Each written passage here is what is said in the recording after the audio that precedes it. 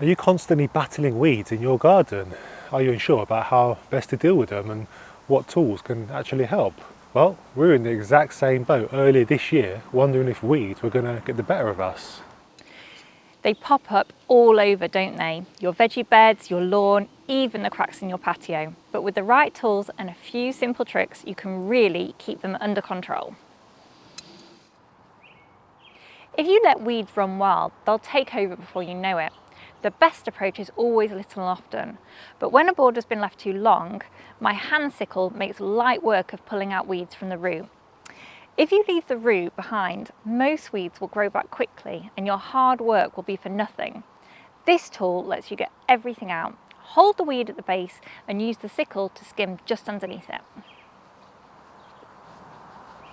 In beds where my favourite plants are jam-packed close together, I wouldn't want to start brandishing a sickle around and risk slashing my perennials in the process.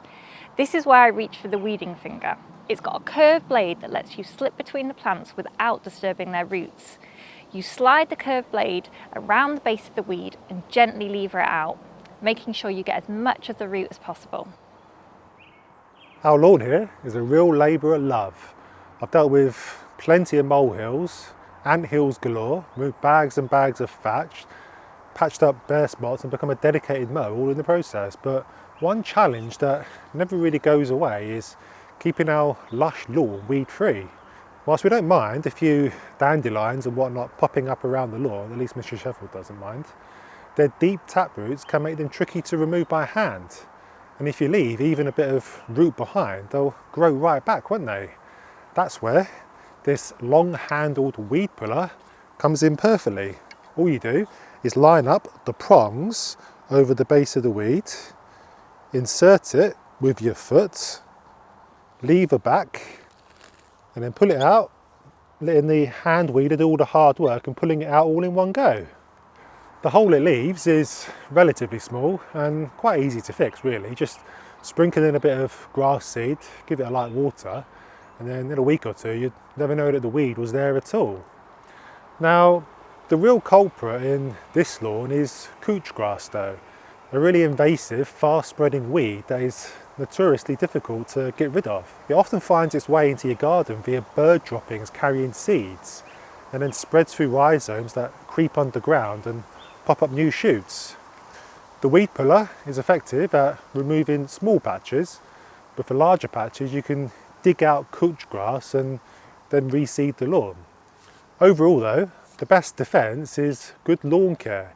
Couch grass is less able to spread and establish in dense, healthy lawns, so having your lawn on a regular fertiliser schedule along with regular mowing will mean it will have a harder time taking over. To go the extra mile though, think about aerating and scarifying the lawn in spring and autumn too. Right, we've covered how to deal with weeds once they've arrived, but in our book, prevention is always better than the cure. So how do you stop them from getting a foothold in the first place? Well, for areas where there's a fair bit of open soil, like this bed of tomatoes here, the single best thing you can do is to hoe little and often. Even just 5 minutes a week walking around your beds with a hoe is enough to take out tiny weed seedlings before they even become visible. And try not to worry too much about leaving the weeds on the surface of the soil thinking that they'll somehow re-sprout. Once the roots have been pulled out, they can be left to dry out in the sun. We find mulching one of the best ways to keep weeds under control, and it brings loads of other benefits. A thick layer of mulch smothers existing weeds and prevents them from self-seeding, but it also retains moisture and improves the overall health of your soil. We usually go for wood chippings as we like the finished look it gives to our beds, but you can also use compost. You will need a thick layer to make a difference, at least 2 inches, and you'll need to top it up every year or so it can be expensive, but it's worth doing for fewer weeds and healthier plants. Every time you dig, you risk bringing dormant weed seeds to the surface where light and air can trigger them to germinate. So it's best to disturb the soil as little as possible if you can. And that's one of the reasons we're big fans of no-dig gardening. It's a brilliant approach for starting new beds or refreshing older ones. All you do is simply lay down a couple of layers of cardboard to suppress existing weeds and then pile compost on top. Then every spring add a layer of fresh compost on top to feed the soil below for that year. But don't work it in, just leave it on top, otherwise you will disturb those weed seeds. One of the many jobs on our ever-growing garden list is replacing and repairing the patio.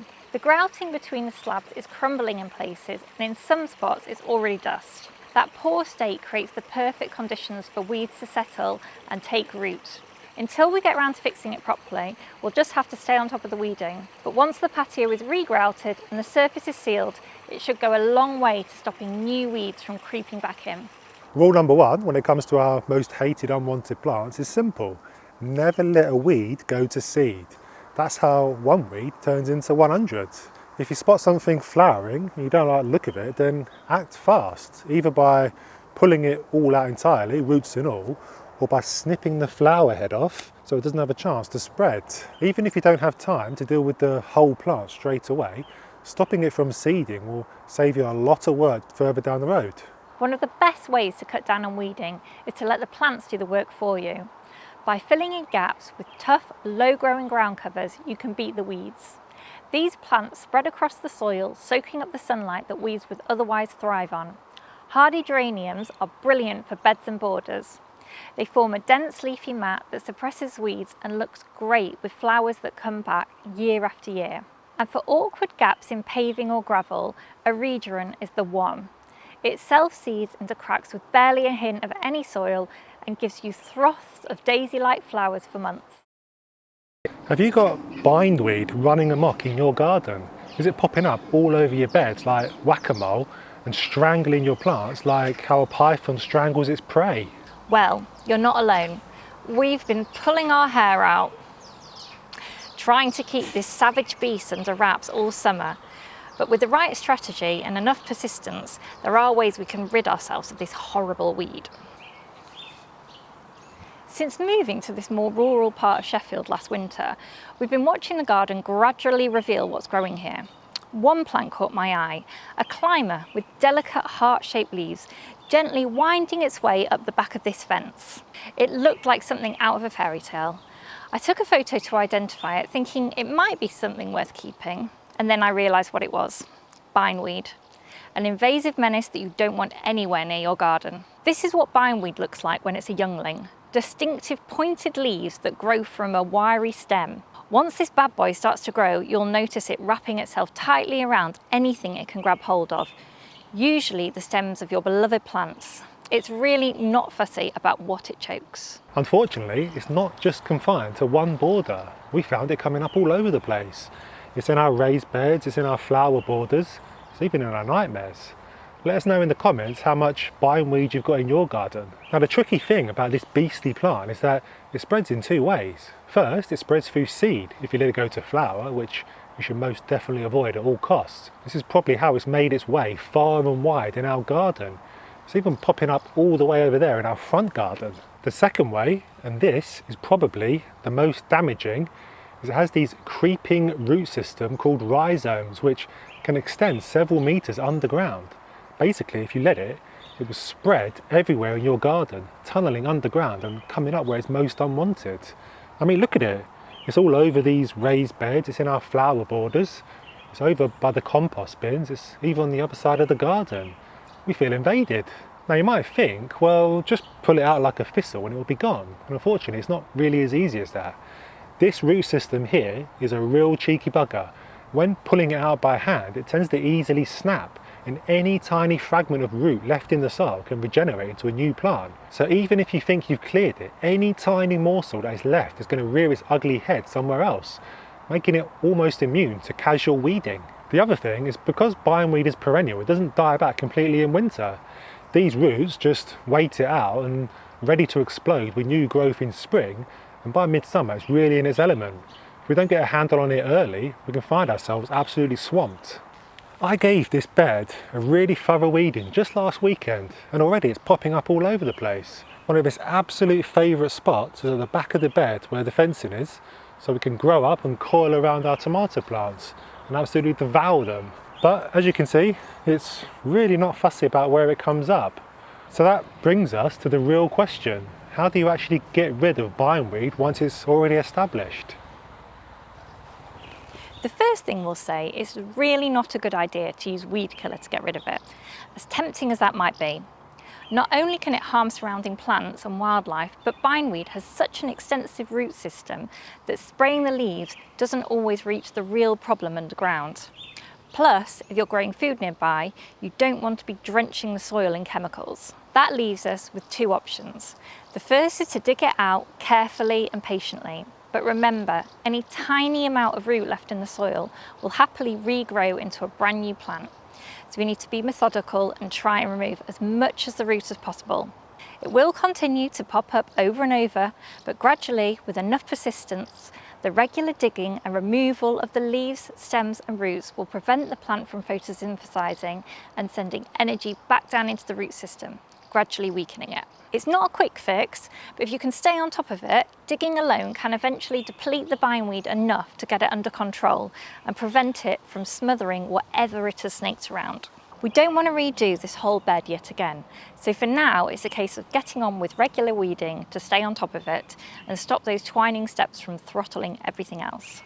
So this is a piece of bindweed that we pulled out earlier, and as you can see, has quite the extensive root system, doesn't it? So we need to make sure we get as much of this out as possible. If we don't, then it tends to multiply in the soil. But it won't be perfect. There probably will be a couple of bits left, but just have to try and do your best. So I've got some bindweed down here that is threatening to take over this huge area here. So I've got my handy trowel. So I'm going to take, this is probably all interconnected, these three bits that have sprouted up. But I'm going to do my best to try and dig it out as much as possible. So I like to go in nice and deep, like so, as deep as I can, and then just try and lift the soil up, and then try and get this out.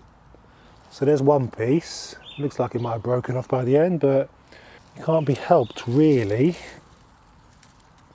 So there's the next bit over here. This one looks like a nice juicy long one. Yeah. It's so brittle, this stuff. I could feel it breaking at the base, but that's quite a nice long bit that I've got there. So I can, if I wanted to, dig in more to see if I can find the bits that broke off, like that piece there.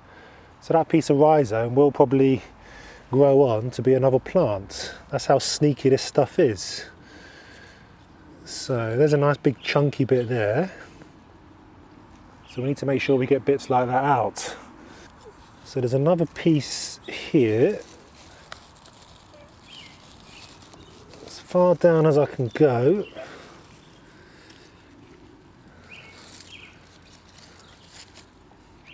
There's another piece.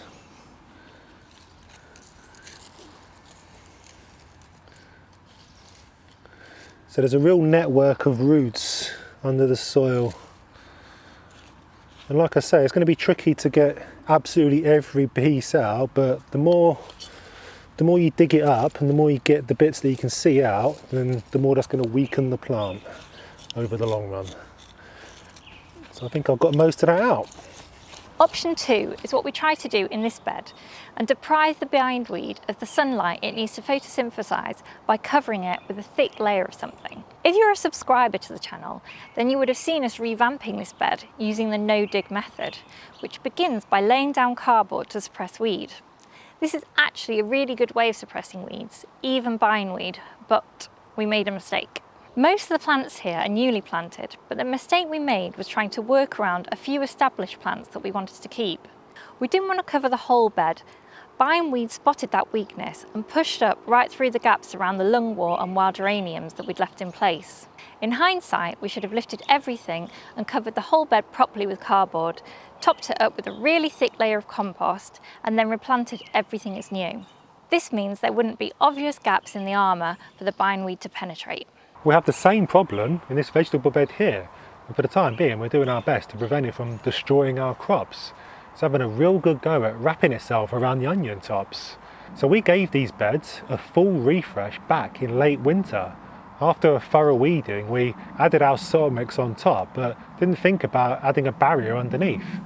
as the bindweed would have been dormant at that point, we had no idea that the beds were teeming with the stuff below the surface. If we'd known, we would have taken the opportunity to tackle it properly while the beds were still empty.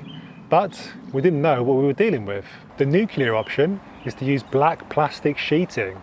This won't biodegrade like cardboard and will do a really good job at completely blocking out the light.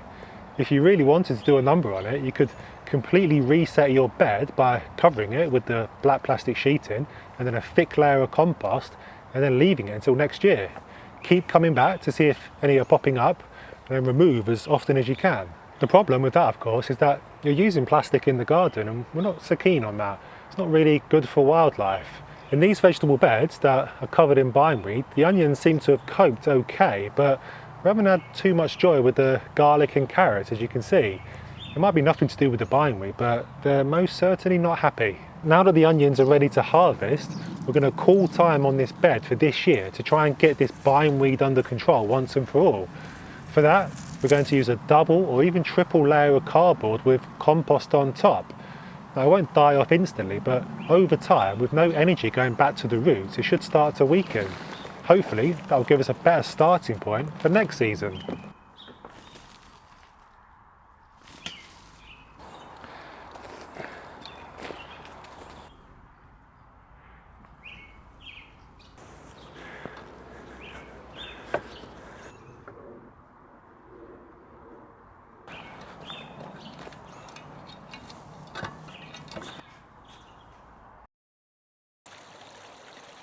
When it comes to tackling patio weeds, you've traditionally had two main options. You can grab a weeding tool and pull them out by hand, but it's a slow and fiddly task that won't do your knees or back any favours. I don't mind a bit of weeding, but there are plenty of other jobs I'd rather spend my time on than hand weeding a patio. The other option is strong chemical weed killers, something like glyphosate, which is in Roundup, and a lot of other commercial sprays. And let's be honest, chemical weed killers are effective and convenient. They kill right down to the roots and they keep weeds away. But the downside is the environmental cost. From their production to transport to their effects once used, runoffs from spills can contaminate water and leach into soil, while incorrect application can damage garden plants. There are also growing concerns about the potential risk to human health and the wider impact on wildlife, as weed killers can kill beneficial insects and destroy habitats that pollinators and other creatures rely on. And for a lot of people, including us, that's enough to make you want to look for a more eco-friendly alternative. That is where our homemade solution comes in. All you need to make our weed killing solution is just 3 ingredients: vinegar, salt and washing up liquid. Ingredients that you probably already got in the kitchen. It's cheap, really easy to make and very, very effective. So here's how you make it. Grab a litre of white vinegar, nothing fancy, just the cheap supermarket vinegar is fine. Add 2 tablespoons of ordinary table salt and stir or shake until it's completely dissolved. Then add a small squirt of washing up liquid. Pour the ingredients into a spray bottle and give it a good shake. Now, vinegar contains acetic acid, which acts as a contact herbicide, burning away the plant cell membranes and drawing moisture out of the plant. And the salt amplifies that dehydration, drawing water from the weed cells, further dehydrating it. And the washing up liquid is a surfactant that helps the solution stick to the leaves instead of just running off. And that's it. No secret ingredients, just vinegar, salt and soap. When it comes to applying the spray, step 1 is picking a dry and sunny day. In the autumn in the UK, this step is probably the hardest part, but it's really important. You want to make sure there's no rain forecast for at least 12 hours or the solution will be diluted and washed away. Step 2 is spraying the solution directly and generously onto the leaves of the weeds. And that's it. Within a few hours, you'll see the weeds start to shrivel, and a couple of days later, they'll look completely dishevelled. If you've got bigger, more stubborn weeds, repeat after 3 or 4 days. Now, this magic solution is just for use on patios, paths and driveways. As well as being effective at killing weeds, it can also harm surrounding desirable plants and soil. So use with some caution and don't spray on weeds in lawns or beds, and don't use it anywhere that you plan to grow plants later. Salt tends to stay in the ground and can make it difficult for anything else to grow there. Something else to note is that although this vinegar mixture is an effective targeted weed killer, there are some drawbacks to this treatment. Vinegar typically acts as a contact herbicide, meaning it only affects the parts of the plant it directly contacts. The acetic acid in it burns and dehydrates the parts of the plant it touches, causing the leaves to wilt and die within hours, but it doesn't move through the plant system. That means it doesn't prevent weed regrowth from seeds or roots from perennial weeds left in the ground. It's best for tackling small, young weeds growing in cracks and paving rather than nightmare weeds like bindweed. But even with those limitations, it works fast, giving visible results within a day. It's also far cheaper and doesn't carry the same environmental baggage as glyphosate-based sprays. So for areas where you want a quick result without harmful chemicals, vinegar is the better, more sustainable option.